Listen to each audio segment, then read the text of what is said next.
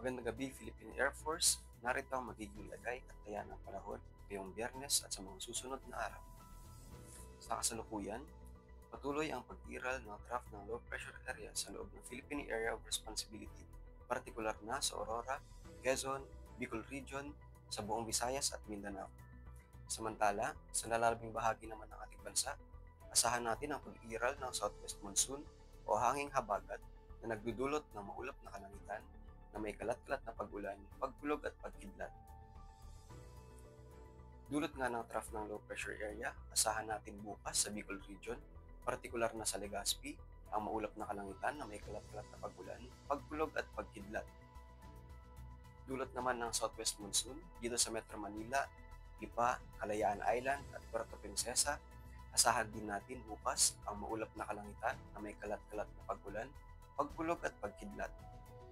Sa nalalabing bahagi naman ng Luzon, ating asahan ang bahagyang maulap hanggang sa maulap na kalangitan na may posibilidad pa rin ng pulupulong pag-ulan, pagkulog at pagkidlat.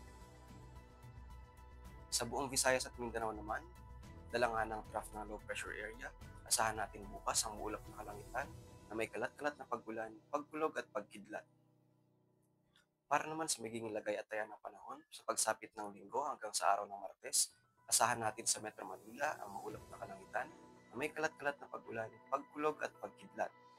Gayon din ang ating asahan sa Cavite, sa Angeles, Lipa, Calayan Island at Puerto Princesa. Dito naman sa Philippine Rise, asahan natin ang bahagyang maulap hanggang sa maulap na kalangitan na may posibilidad pa rin ng pulupulong pag-ulan, pagkulog at pagkidlat. Pagdating ng araw ng Martes naman, ay asahan natin ang maulap na kalangitan na may kalat-kalat na pag-ulan, pagkulog at pagkidlat. Sa Lapu-Lapu, ating asahan ang maulap na kalangitan na may kalat-kalat na pag-ulan, pagkulog at pagkidlat.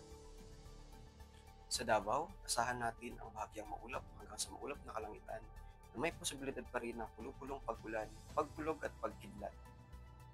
At sa Zamboanga, sa Linggo at Lunes, ating asahan ang maulap na kalangitan na may kalat-kalat na pag-ulan, pagkulog at pagkidlat.